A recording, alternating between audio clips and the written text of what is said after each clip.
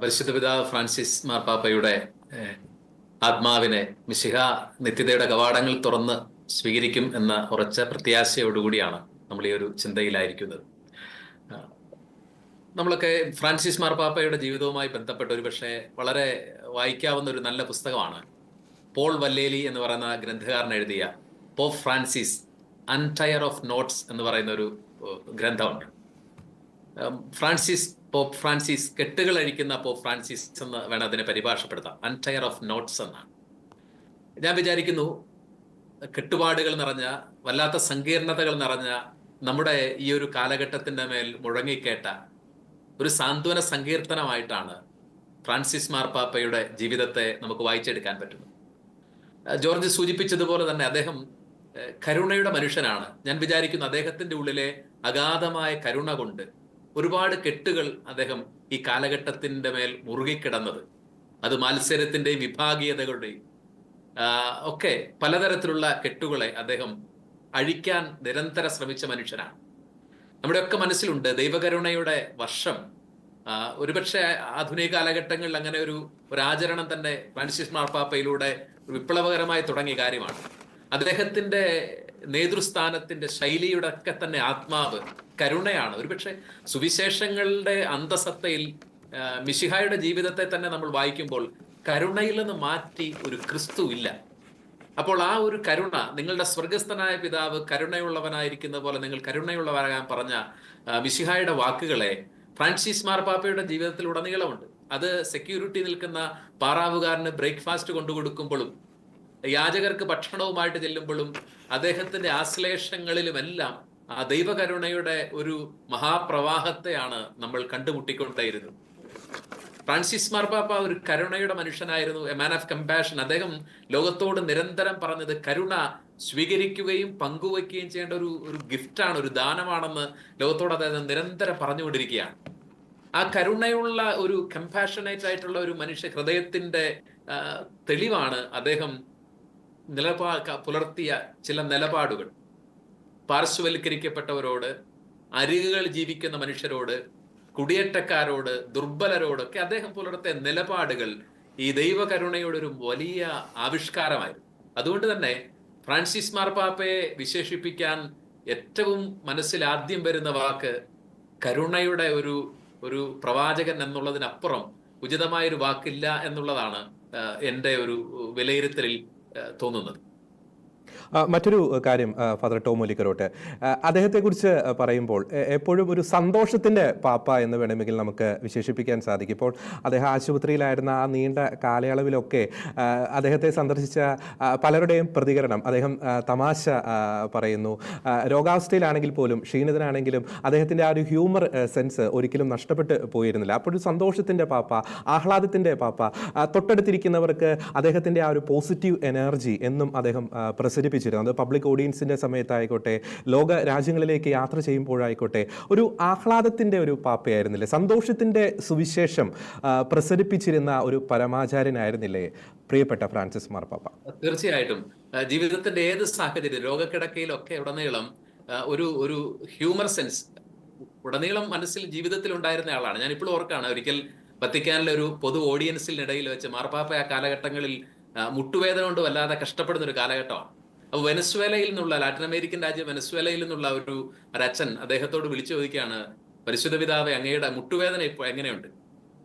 അപ്പോൾ അദ്ദേഹം വളരെ ചിരിച്ചുകൊണ്ട് സ്പാനിഷ് ഭാഷയിൽ വെനസ്വേലയിൽ കിട്ടുന്ന ഒരു ലിക്കറുണ്ട്, വേദനകൾക്കൊക്കെ നല്ലതാണ്. അദ്ദേഹം ചോദിക്കുന്നത്, നിന്റെ കയ്യിൽ ആ സാധനം ഉണ്ടോ, ആ ലിക്കർ ഉണ്ടോ എന്നാണ് ചോദിക്കുന്നത്. അത്രമേൽ ജീവിതത്തെ സന്തോഷപൂരിതമാക്കി എടുക്കുകയാണ്. അതിനപ്പുറം എനിക്ക് തോന്നുന്നു ഫ്രാൻസിസ് മാർപ്പാപ്പ സമർപ്പിതർക്ക്, പുരോഹിതർക്ക്, ആത്മീയ നേതൃത്വത്തിനൊക്കെയും കൊടുത്ത ഏറ്റവും വലിയ ഉപദേശം എന്ന് പറയുന്നത് സുവിശേഷത്തിന്റെ സന്തോഷം ജീവിക്കണമെന്നുള്ളതാണ്. മാർപ്പാപ്പയുടെ വളരെ വിഖ്യാതമായ ഒരു വാചകം ഇങ്ങനെയുണ്ട്, only if our witness is joyful we will be able to attract people to Christ. നമ്മുടെ സാക്ഷ്യം സന്തോഷത്തിന്റെ ഒരു സാക്ഷ്യമാണെങ്കിൽ മാത്രമേ ഈ കാലത്ത് മനുഷ്യരെ ഈശോയിലേക്ക് നമുക്ക് അടുപ്പിക്കാൻ പറ്റൂ. അപ്പോൾ അതുകൊണ്ട് അദ്ദേഹം പറയും, മുഖം ചുളിച്ചിരിക്കുന്ന ഗൗരവ പ്രകൃതിക്കാരായിരിക്കുന്ന സാധാരണ മനുഷ്യനെ കണ്ടാൽ ചിരിക്കാൻ അറിയാത്ത ഈ പറയുന്ന ആത്മീയ നേതൃത്വങ്ങളോടൊക്കെ അദ്ദേഹം ചിരിക്കുന്ന മനുഷ്യരാകാൻ അദ്ദേഹം പറയാണ്.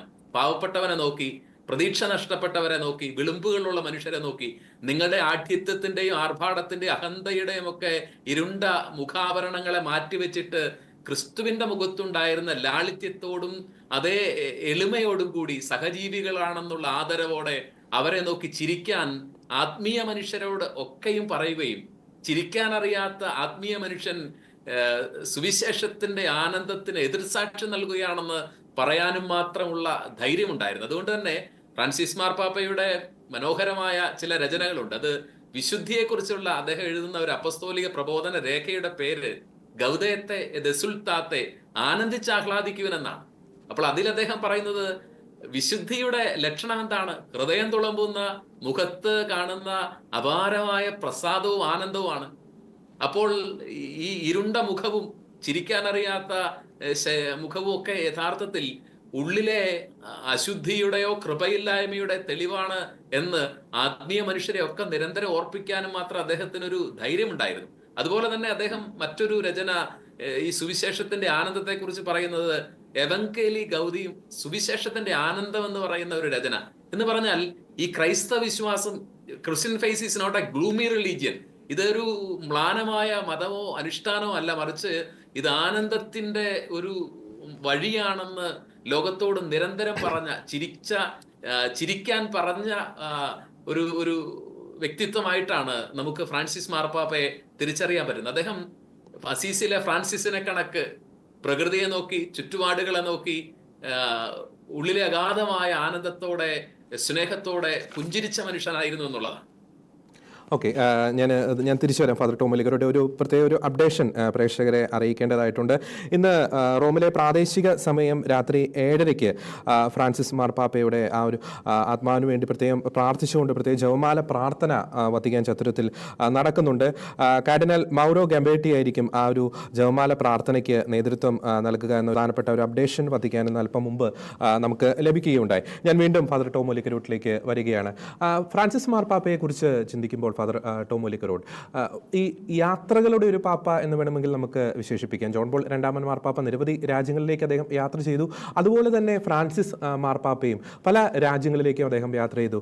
ഏറ്റവും എടുത്തു പറയേണ്ട ഒരു കാര്യമുണ്ട്, തീവ്രവാദികളുടെ, പ്രത്യേകിച്ച് ഇസ്ലാമിക തീവ്രവാദികളുടെയൊക്കെ ശക്തമായിട്ടുള്ള ഭീഷണി നിലനിന്നിരുന്ന കാലഘട്ടത്തിൽ പോലും ഇറാഖിലേക്ക് അദ്ദേഹം നടത്തിയ യാത്ര ഒരു ചരിത്ര പ്രാധാന്യമേറിയ ഒരു യാത്ര കൂടിയായിരുന്നു. ഒപ്പം തന്നെ ഈ കുടിയേറ്റക്കാരുമായി ബന്ധപ്പെട്ട ഇടങ്ങളിലേക്ക്, ദ്വീപുകളിലേക്ക് അദ്ദേഹം നടത്തിയ യാത്ര, ഭാരതത്തിലേക്ക് അദ്ദേഹം വരാൻ വളരെയധികം ആഗ്രഹിച്ചിരുന്നു എന്നൊരു കാര്യം വളരെയധികം വസ്തുതയാണ്. അപ്പം ഈ സുവിശേഷത്തിൻ്റെ ഒരു സന്ദേശം ലോകരാജ്യങ്ങളിലേക്ക് തൻ്റെ യാത്രകളിലൂടെ എത്തിച്ച ഒരു പാപ്പ കൂടിയായിരുന്നില്ലേ ഫ്രാൻസിസ് മാർപ്പാപ്പ?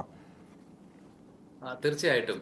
നമ്മൾ വിശ്വതീർത്ഥാടകൻ എന്നൊക്കെ വിളിക്കുന്നത് ജോൺ പോൾ രണ്ടാമൻ മാർപ്പാപ്പയാണെങ്കിൽ, അതുപോലെ തന്നെ എല്ലാ ഭൂഖണ്ഡങ്ങളിലേക്കും യാത്ര ചെയ്തിരുന്നു ഫ്രാൻസിസ് മാർപ്പാപ്പ എന്നാണ്. സൂചിപ്പിച്ചതുപോലെ ഇറാഖ് സന്ദർശിച്ച, അതുപോലെ UAE, ഗൾഫ് നാടുകൾ സന്ദർശിച്ച ആ ഒരു വലിയ സാഹോദര്യത്തിന്റെ മാതൃകയൊക്കെ അദ്ദേഹം UAE സന്ദർശിച്ചപ്പോൾ ഉണ്ടായ സുൽത്താനുമായിട്ടുള്ള സംഭാഷണങ്ങളും ആ സാഹോദര്യത്തിന്റെ മാതൃകയൊക്കെയും ലോകത്തിന് വലിയ വലിയ സാക്ഷ്യമാണ് നൽകിയിട്ടുള്ളത്. വ്യത്യസ്തമായ ജനവിഭാഗങ്ങളെ കാണാൻ, മനുഷ്യരോട് സംവദിക്കാൻ അദ്ദേഹം നിരന്തരം ആഗ്രഹിച്ചിരുന്നു. ഓക്കെ, മറ്റൊരു കാര്യം കൂടിയുണ്ട്. അദ്ദേഹം വ്യത്യസ്തതകളുടെ പാപ്പയാണ്. പലപ്പോഴും പല ട്വിസ്റ്റുകളും അപ്രതീക്ഷിതമായിട്ടുള്ള നിമിഷങ്ങളും ഒക്കെ സമ്മാനിച്ചിട്ടുള്ള മാർപ്പാപ്പ കൂടിയാണ്. ഈ മാർപ്പാപ്പയായിട്ട് സ്ഥാനം ഏറ്റെടുത്തതിന് ശേഷം അദ്ദേഹത്തിൻ്റെ ആഡംബര വാഹനമൊക്കെ ഉപേക്ഷിക്കുന്നു. ട്രെയിനിലും ബസ്സിലും ഒക്കെ അദ്ദേഹം ഈ കർദിനാളായിരുന്ന സമയത്ത്, മെത്രാനായിരുന്ന സമയത്ത് അദ്ദേഹം യാത്ര ചെയ്ത് ജനങ്ങളെയൊക്കെ ഒരു അത്ഭുതപ്പെടുത്തിയിരുന്നു. എന്തുകൊണ്ടായിരിക്കാം ഫ്രാൻസിസ് മാർപ്പാപ്പയ്ക്ക്, നമ്മൾ നേരത്തെ ആ കരുണയുടെ ആ ഒരു മുഖം നമ്മൾ പങ്കുവെച്ചു, ഈ പാവങ്ങളോടും അഭയാർത്ഥികളോടും വളരെയധികം ഒരു തുറന്ന മനസ്സ്, ഒരു കരുതലിൻ്റെ മനസ്സ് ഫ്രാൻസിസ് മാർപ്പാപ്പ കൈവരിച്ചതിന് പിന്നിലെ കാരണം എന്തായിരിക്കും? അതുകൊണ്ട് ഒക്കെ തന്നെ ആയിരിക്കത്തില്ലേ ഫ്രാൻസിസ് എന്ന പേര് കൂടി അദ്ദേഹം സ്വീകരിച്ചത്? ഫാദർ ടോം മുലിക്കരോട്. തീർച്ചയായിട്ടും. ഫ്രാൻസിസ് മാർപ്പാപ്പയുടെ ആത്മകഥയുടെ പേര് ഹോപ്പ് എന്നാണ്, പ്രത്യാശ എന്നാണ്. അതിൽ അദ്ദേഹം ഓർപ്പിച്ച് പറയുന്ന ഒരു കാര്യമുണ്ട്. ഇറ്റലിയുടെ ഒരു തുറമുഖ പട്ടണത്ത് നിന്ന് അരക്ഷിതമായ ദക്ഷിണാർദ്ധഗോളത്തിലെ ലാറ്റിൻ അമേരിക്കയുടെ, അർജന്റീനയുടെ തീരങ്ങളിലേക്ക് യാത്ര പോകാൻ കപ്പൽ കയറി നിൽക്കുന്ന അദ്ദേഹത്തിന്റെ പൂർവികരെ കുറിച്ചുള്ള ഒരു ഓർമ്മകൾ അദ്ദേഹം അവിടെ ഇറക്കുന്നുണ്ട്. എന്തുകൊണ്ടാണ് ഫ്രാൻസിസ് മാർപ്പാപ്പ ഇത്രമേൽ ലാളിത്യം സ്വീകരിച്ചത്? അദ്ദേഹത്തിന് എന്തുകൊണ്ടാണ് പാവപ്പെട്ട മനുഷ്യരോടൊക്കെയും ഇത്രയും ആർദ്രതയുണ്ടായിരുന്നു എന്നുള്ള ചോദ്യത്തിനുള്ള ഏറ്റവും നല്ല ഉത്തരം അദ്ദേഹം ഒരു കുടിയേറ്റക്കാരുടെ മകനായിരുന്നു എന്നുള്ളതാണ്. അതുകൊണ്ടാണ് അദ്ദേഹത്തിന് ഈ പാവപ്പെട്ട മനുഷ്യന്റെ ഭാഷ അദ്ദേഹത്തിന് വശമുണ്ടായി. വിശക്കുന്നവന്റെ ഭാഷ, അത് മുഖം നോക്കി അവന്റെ വിശപ്പ് മനസ്സിലാക്കാനുള്ള ഒരു ഇതുണ്ടായിരുന്നു. അദ്ദേഹം ഒരു കുടിയേറ്റക്കാരുടെ മകനായിരുന്നു. ആ ഒരു കുടിയേറ്റ പൈതൃകത്തെ ഇറ്റലിയിൽ നിന്ന് അർജന്റീനയിലേക്ക് കുടിയേറിയ തന്റെ കുടുംബ പേരുകളെ ഓർക്കുകയും ആ കുടിയേറ്റത്തിന്റെ അരക്ഷിതത്വം നിറഞ്ഞ നാളുകളെ അദ്ദേഹം ഓർപ്പിക്കുകയും ചെയ്യുന്നു. ഇപ്പോഴും വത്തിക്കാൻ ചതുരത്തിൽ ഒരു പ്ലോട്ട് അദ്ദേഹം നീണ്ട വർഷങ്ങളായിട്ട് നിലനിർത്തിയിട്ടുണ്ട്. അതൊരു ബോട്ട് നിറച്ച് മൈഗ്രൻസ് വന്നിറങ്ങുന്ന അവരുടെ ഒരു യാത്രയുടെ ഒരു പ്ലോട്ട് വർഷങ്ങൾക്ക് മുമ്പ് ഇവിടെ തയ്യാറാക്കിയിരുന്നതാണ്. അദ്ദേഹം അത് Vatican ചതുരത്തിൽ നിലനിർത്തിയിരിക്കുകയാണ്.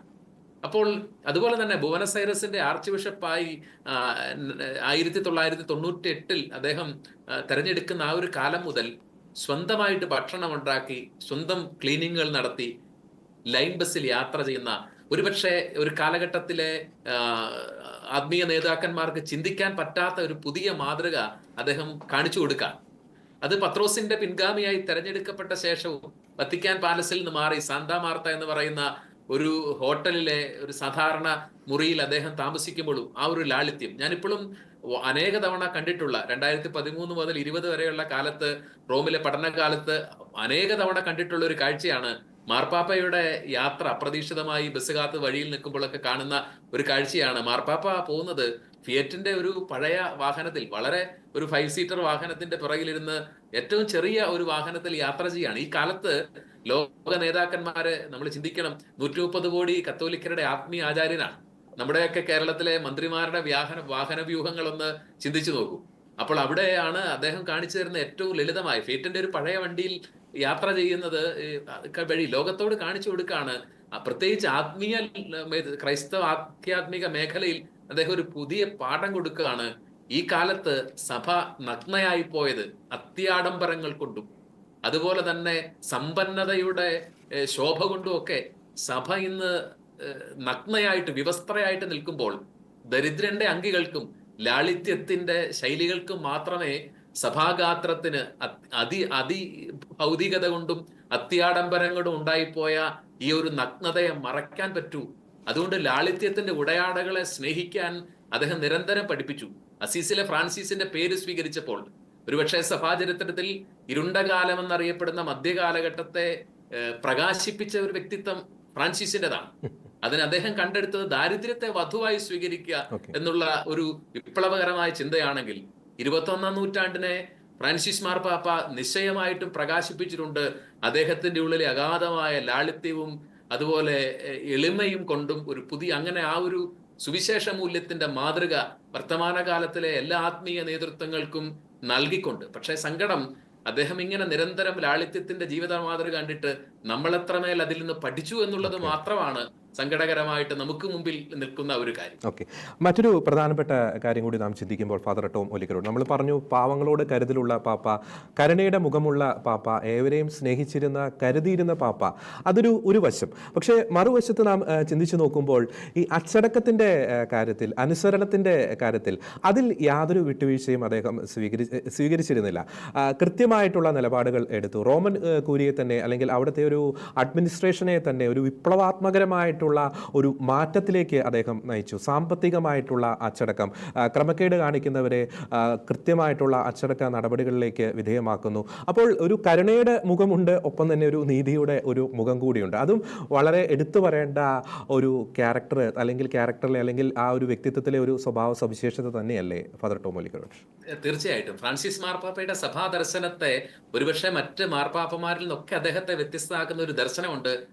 Synodal nature of church, year of synod of synodality ഒക്കെ അദ്ദേഹം സംഘടിപ്പിച്ചിട്ട് സഭയുടെ സൂനകദോസാത്മകത എന്ന് പറഞ്ഞാൽ നമ്മളെല്ലാം സഹയാത്രികരാണ്. ഈ യാത്രയിൽ പരസ്പരം പറഞ്ഞും കേട്ടും സഹകരിച്ചുമാണ് നമ്മൾ ദൈവരാജ്യത്തിന്റെ ശുശ്രൂഷ ചെയ്യേണ്ടത്. എനിക്ക് തോന്നുന്നു ഈ അടുത്ത കാലത്ത് സഭയുടെ ഈ ഒരു സ്വഭാവം, ഇവിടെ പറയാൻ ഇടം കിട്ടണം, കേൾക്കാനുള്ള ക്ഷമയുണ്ടാവണം, ഒരുമിച്ച് പ്രവർത്തിക്കാനുള്ള സ്നേഹമുണ്ടാവണം. ഇതാണ് സഭയെന്ന് ലോകത്തോട് നിരന്തരം ഫ്രാൻസിസ് മാർപ്പാപ്പ പറയാണ്. അങ്ങനെ സിനഡാലിറ്റിയെ കുറിച്ച് പറയുമ്പോൾ പോലും, ജോർജി സൂചിപ്പിച്ചതുപോലെ കരുണയെക്കുറിച്ച് പറയുമ്പോൾ പോലും സഭയെ ഒരു കുത്തഴിഞ്ഞ പുസ്തകമായിട്ട് അല്ല ഫ്രാൻസിസ് മാർപ്പാപ്പ കണക്കാക്കിയിരുന്നത്. വടിയെടുക്കേണ്ടവർക്ക് നേരെ അദ്ദേഹം വടിയെടുക്കുകയും ശിക്ഷണ നടപടികൾ നടപ്പിലാക്കേണ്ടവർക്ക് വളരെ കൃത്യമായി, അമേരിക്കയിൽ നിരന്തരം സഭാ ശൈലികളെ വിമർശിച്ചുകൊണ്ടിരുന്ന വളരെ ഓർത്തഡോക്സ് ആയിരുന്ന ഒരു മെത്രാനെ അദ്ദേഹം രാജിവെപ്പിച്ചത് ചെറിയ സമയം കൊണ്ടാണ് രാജിവെപ്പിച്ചത്. അപ്പോൾ നിശ്ചയമായിട്ടും വേണ്ട ശിക്ഷണ നടപടികൾ കാലാകാലങ്ങൾ, പ്രത്യേകിച്ച് വത്തിക്കാൻ ബാങ്കിനെ അദ്ദേഹം, അതൊരു ഈജിയൻ തൊഴുത്ത് പോലെ കിടന്നിരുന്ന വത്തിക്കാൻ ബാങ്കിനെ അദ്ദേഹം വെടിപ്പാക്കി എടുക്കുന്നത്, അതിന്റെ തലപ്പത്തേക്ക് ഈ ഫിനാൻസ് സാമ്പത്തിക കാര്യങ്ങളിലൊക്കെ നല്ല ഗ്രാഹ്യമുള്ള അൽമായരെ നിയന്ത്രിക്കുകയും അതിനൊക്കെ ഒരു സ്ക്രൂട്ടിനി ഒക്കെ ഏർപ്പെടുകയും ചെയ്തു എന്നൊക്കെ പറയുന്നത് വളരെ അദ്ദേഹത്തിന്റെ സ്വഭാവത്തിലെ ആ ഒരു നീതിബോധത്തിന്റെ തെളിവാണ്. അപ്പോൾ കരുണ എന്ന് പറയുന്നത് നീതി നിഷേധിക്കാനുള്ള ഒരു കാര്യമല്ല. കരുണ കാണിക്കുമ്പോൾ തന്നെ തന്റെ ഉത്തരവാദിത്തങ്ങൾ നീതിപൂർവം ചെയ്യുകയും സഭയെ ഒരു അച്ചടക്കമുള്ള സംവിധാനമായിട്ട് നിലനിർത്തണം. കേരള സഭയ്ക്കും ജോർജി ഫ്രാൻസിസ് മാർപ്പാപ്പ കൊടുത്ത ഉപദേശം നിങ്ങൾ അനുസരിക്കണമെന്നായിരുന്നല്ലോ. അപ്പോൾ ഇത് നിരന്തരം എല്ലാ മേഖലകളിലും സഭയിൽ ഒരു കുത്തഴിഞ്ഞ പുസ്തകമാകരുത് സഭ എന്ന് സെനഡാലിറ്റിയെ കുറിച്ച് ഉറക്കെ പറയുമ്പോഴും ഫ്രാൻസിസ് മാർപ്പാപ്പ പറഞ്ഞു എന്നുള്ളതാണ്. അദ്ദേഹത്തിൽ ഒരു അസാധാരണമായ ബാലൻസിങ് നമ്മൾ കാണുകയാണ്. കരുണയും നീതിയും തമ്മിലും, ശ്രവണത്തിന്റെ ശൈലിയെക്കുറിച്ച് പറയുമ്പോൾ തന്നെ അനുസരണത്തിന്റെ കൃപയെക്കുറിച്ച് ഓർപ്പിക്കുമ്പോൾ അസാധാരണമായ ഒരു ബാലൻസിങ് സഭാ ശൈലിയിൽ ഫ്രാൻസിസ് മാർപ്പാപ്പ പുലർത്തി എന്നുള്ളത് അങ്ങേയറ്റം നമ്മൾ ഓർത്തിരിക്കേണ്ട ഒരു കാര്യമാണ്. ഓക്കെ, അത് വ്യക്തമാണ്. മറ്റൊരു പ്രധാനപ്പെട്ട കാര്യം കൂടിയുണ്ട് ഫാദർ ടോം വലിക്കരോട്. അദ്ദേഹം ഈ എക്യുമെനിക്കൽ ആ ഒരു ബന്ധങ്ങളുമായി ബന്ധപ്പെട്ട് അദ്ദേഹം എടുത്ത നിലപാടുകൾ വിവിധ കത്തോലിക്ക സഭ ഇതര വിവിധ ക്രൈസ്തവ സഭകളുമായി അദ്ദേഹം സ്വീകരിച്ച നിലപാട് എടുത്തു പറയേണ്ട ഒരു കാര്യം കൂടി. 2016 ഫെബ്രുവരി 16 റഷ്യൻ പാത്രിയാർക്കി കിറിൽ ഒന്നാമനുമായി അദ്ദേഹം നടത്തിയ കൂടിക്കാഴ്ച 1954 ആ ഒരു പിളർപ്പിന് ശേഷം ആദ്യമായിട്ടാണ് അത്തരത്തിലുള്ള ഒരു കൂടിക്കാഴ്ച നടക്കുന്നത്. അപ്പോൾ ഒരു എക്യുമെനിസം അല്ലെങ്കിൽ വിവിധ സഭകളുമായിട്ടുള്ള ആ ഒരു ബന്ധം ഊട്ടി ഉറപ്പിക്കുന്നതിൽ അദ്ദേഹം ഒരു നിർണായകമായിട്ടുള്ള ഒരു പങ്ക് വഹിച്ചിരുന്നില്ലേ? തീർച്ചയായിട്ടും. ഒരാട്ടിൻപറ്റവും ഒരു തൊഴുത്തും ആകുന്ന മിശിഹായുടെ സ്വപ്നം അത് പ്രാവർത്തികമാക്കാൻ നിരന്തരം അധ്വാനിച്ച ഒരാളും കൂടിയാണ് പോപ്പ് ഫ്രാൻസിസ്. വ്യത്യസ്ത സഭകളുമായിട്ടുള്ള സഹോദര സഭകളെ ആദരിക്കുന്നത്, പ്രത്യേകിച്ച് ഈ ഒരു അവസരത്തിൽ പറയുമ്പോൾ കത്തോലിക്ക സഭയ്ക്കുള്ളിൽ തന്നെയുള്ള ആ ഒരു സഭകളുടെ കൂട്ടായ്മ അദ്ദേഹം അങ്ങേയറ്റം വിലമതിച്ചിരുന്നല്ലോ ജോർജി. നമ്മൾ ഓർക്കേണ്ട ഒരു കാര്യം, എനിക്ക് തോന്നുന്നത് സീറോ മലബാർ സഭയ്ക്ക് ചക്രവാളങ്ങൾ തുറന്നുകൊടുത്ത ഒരു മാർപ്പാപ്പയാണ് ഫ്രാൻസിസ് മാർപ്പാപ്പ. അദ്ദേഹം അത് ചെയ്യുന്നത്, കത്തോലിക്ക സഭ 24 വ്യക്തിസഭകളുടെ ഒരു കൂട്ടായ്മയാണ്. ലത്തീൻ സഭയ്ക്കൊപ്പം പ്രധാനപ്പെട്ടതാണ് 23 പൗരസ്ത്യ സഭകളും മഹത്തായ പൗരസ്ത്യ പാരമ്പര്യവും. ഇത് അങ്ങേയറ്റത്തെ ബോധ്യം അദ്ദേഹത്തിന് ഉണ്ടായിരുന്നുകൊണ്ടാണ്. നമ്മൾ ഓർക്കണം, ഗ്രേറ്റ് ബ്രിട്ടൻ രൂപത സ്ഥാപിക്കപ്പെടുന്നത് ഫ്രാൻസിസ് മാർപ്പാപ്പയുടെ കാലത്താണ്. മെൽബണിൽ സീറോ മലബാർ രൂപത സ്ഥാപിക്കപ്പെടുന്നു. കാനഡയില് മിസിസാഗ രൂപത സ്ഥാപിക്കപ്പെടുന്നു.